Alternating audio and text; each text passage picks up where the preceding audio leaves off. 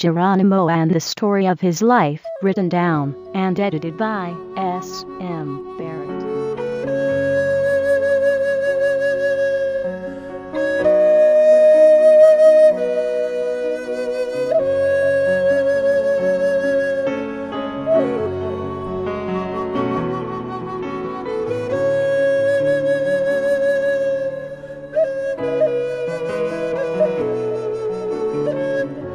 I'm Stephen Melville Barrett. I first met Geronimo in the summer of 1904, when I acted for him as interpreter of English into Spanish, and vice versa. After that he always had a pleasant word for me when we met, but never entered into a general conversation with me until he learned that I had once been wounded by a Mexican. As soon as he was told of this, he came to see me and expressed freely his opinion of the average Mexican and his aversion to all Mexicans in general. I invited him to visit me again, which he did, and upon his invitation, I visited him at his teepee in the Fort Sill Military Reservation. In the summer of 1905, Dr. J.M. Greenwood, superintendent of schools at Kansas City, Missouri, visited me, and I took him to see the chief with me. Geronimo was quite formal and reserved till Dr. Greenwood said, "I am a friend of General Howard. I have heard speak of you." "Come," said Geronimo, and led the way to the shade. He had seats brought for us, put on his war bonnet, and served watermelon, cut in big chunks. He talked freely and cheerfully. When we left, he gave us a pressing invitation to visit him again. In a few days the old chief came to see me and asked about my father. I said, "You mean the old gentleman from Kansas City? He has returned to his home." "He is your father?" said Geronimo. "No," I said, "my father died 25 years ago. Dr. Greenwood is only my friend." After a moment's silence the old Indian spoke again, this time in a tone of voice intended to carry conviction, or at least to allow no further discussion. "Your natural father is dead. This man has been your friend and advisor from youth. By adoption he is your father. Tell him he is welcome to come to my home at any time." It was of no use to explain any more, for the old man had determined not to understand my relation to Dr. Greenwood except in accordance with Indian customs, and I let the matter drop. In the latter part of that summer, I asked the old chief to allow me to publish some of the things he had told me, but he objected, saying, however, that if I would pay him, and if the officers in charge did not object, he would tell me the whole story of his life. I immediately called at Fort Sill and asked the officer in charge, Lieutenant Purington, for permission to write the life of Geronimo. I was promptly informed that the privilege would not be granted. Lieutenant Purington explained to me the many depredations committed by Geronimo and his warriors and the enormous cost of subduing the Apaches. He added that the old Apache deserved to be hanged rather than spoiled by so much attention from civilians. I suggested that our government had paid many soldiers and officers to go to Arizona and kill Geronimo and the Apaches, and they didn't seem to know how to do it. This did not prove very gratifying to the pride of the regular army officer, and I decided to seek elsewhere for permission. Accordingly, I wrote to President Roosevelt that here was an old Indian who had been held a prisoner of war for 20 years and had never been given a chance to tell his side of the story. I asked that Geronimo be granted permission to tell for publication, in his own way, the story of his life, and that he be guaranteed publication of his story. I figured it would not affect the Apache prisoners of war unfavorably. By return mail I received word that the authority had been granted. Early in October, I secured the services of an educated Indian, Ajada Kluge, son of Woa, chief of the Nedni Apaches, as interpreter, and the work of compiling the book began. Geronimo refused to talk when a photographer was present, or when asked for corrections and questions, in the middle of telling a piece of the story. Each day he had in mind what he would tell, and told it in a very clear, brief manner. Geronimo soon became so tired of bookmaking that he would have abandoned the task, but for the fact that he had agreed to tell the complete story. Once he gives his word, nothing will turn him away from fulfilling that promise.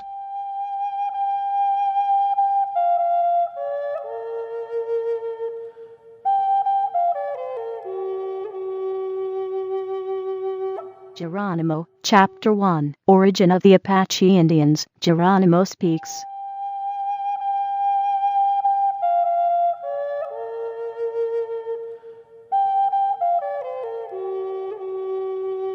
In the beginning the world was covered with darkness.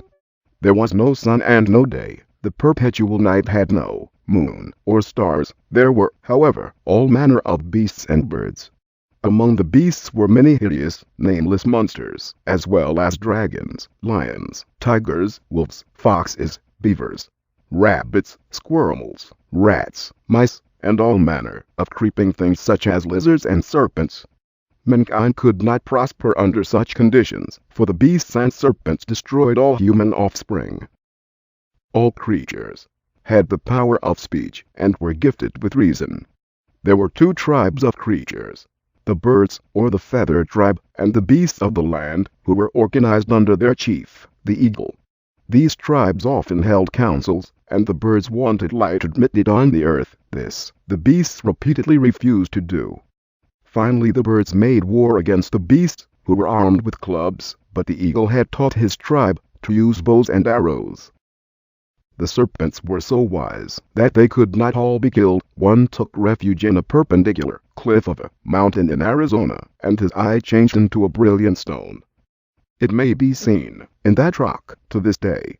The bears, when killed, would each be changed into several other bears, so that the more bears the feather tribe killed, the more there were. The dragon could not be killed either, for he was covered with 4 coats of horny scales, and the arrows would not penetrate these. One of the most hideous, vile monsters, who was nameless, was arrow-proof, so the eagle flew high up in the air with a round, white stone, and let it fall on this monster's head, killing him instantly.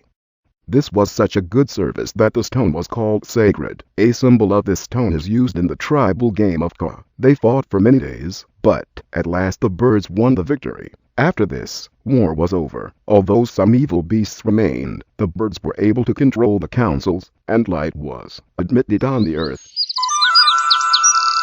Then, mankind could live and prosper. The eagle was chief, therefore his feathers were worn by man as emblems of wisdom, justice, and power.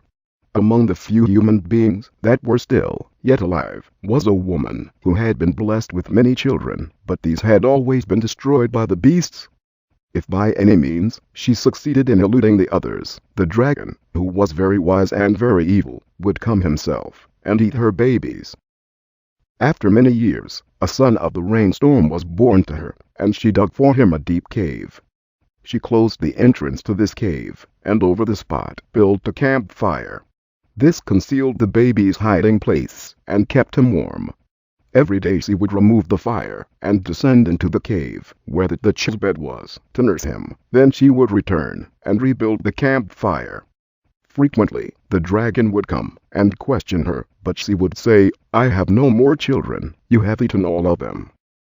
When the child was larger he would not always stay in the cave, for he sometimes wanted to run and play. Once the dragon saw his tracks. Now this perplexed and enraged the old dragon, for he could not find the hiding place of the boy, but he said that he would destroy the mother if she did not reveal the child's hiding place. The poor mother was very much troubled. She could not give up her child, but she knew the power and cunning of the dragon, therefore she lived in constant fear. Soon after this the boy said that he wished to go hunting. The mother would not give her consent. She told him of the dragon, the wolves, and the serpents, but he said, "Tomorrow I will go." At the boy's request, his uncle, who was the only man then living, made a little bow and some arrows for him, and the two went hunting the next day. They trailed a deer far up the mountains, and finally the boy killed a buck. His uncle showed him how to dress the deer and broil the meat. They broiled 2 hindquarters, one for the child and one for his uncle. When the meat was done they placed it on some bushes to cool. Just then, the huge dragon appeared. The child was not afraid, but his uncle was so dumb with fright that he did not speak or move. The dragon took the boy's parcel of meat and went away with it. He placed the meat on another bush and seated himself beside it. Then he said, "This is the child I have been seeking. Boy, you are nice and fat, so when I have eaten this venison I shall eat you. The boy said, "No, you shall not eat me, and you shall not eat that meat." So he walked over to where the dragon sat, and took the meat back to his own seat.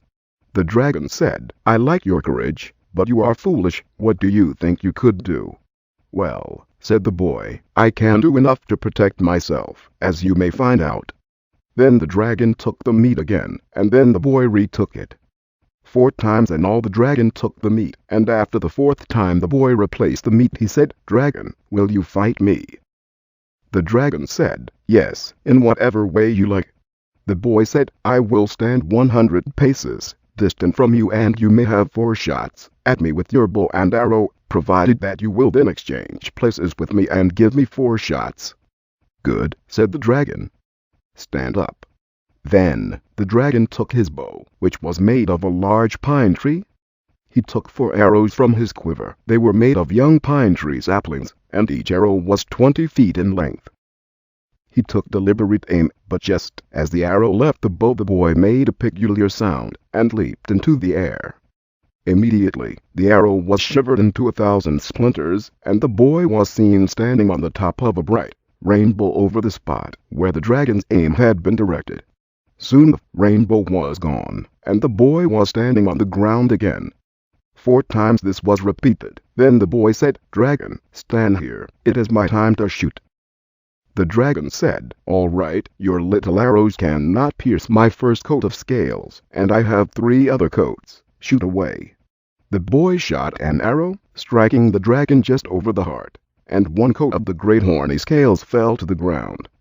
The next shot another coat, and then another, and the dragon's heart was exposed. Then the dragon trembled, but could not move.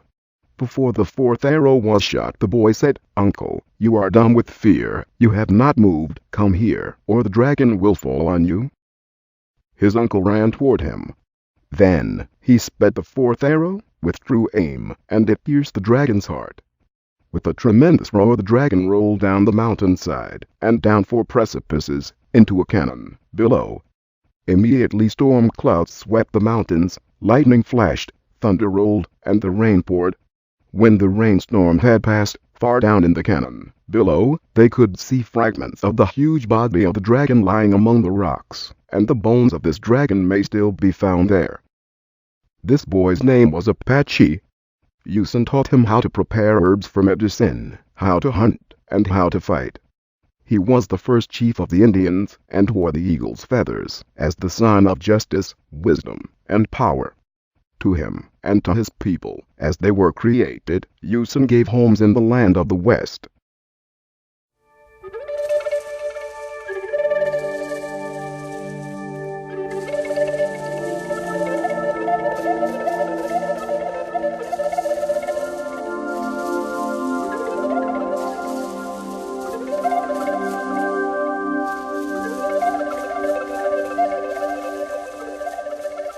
Usen is the Apache word for God. It is used here because it implies the attributes of deity that are held in their primitive religion. Apache means enemy. Chapter 2: Subdivisions of the Apache Tribe.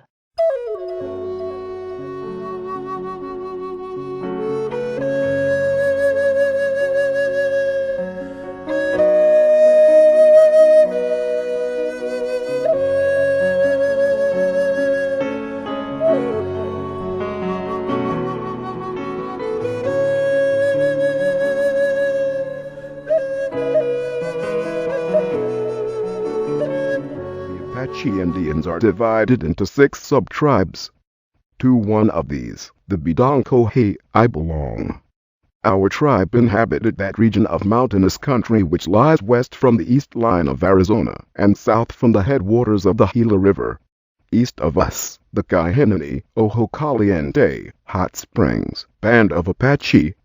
Our tribe never had any difficulty with them. Victorio, their chief, was always a friend to me. He always helped our tribe when we asked him for help. He lost his life in the defense of the rights of his people. He was a good man and a brave warrior. His son Charlie now lives here in this reservation with us. North of us lived the White Mountain Apaches. They were not always on the best of terms with our tribe, yet we seldom had any war with them.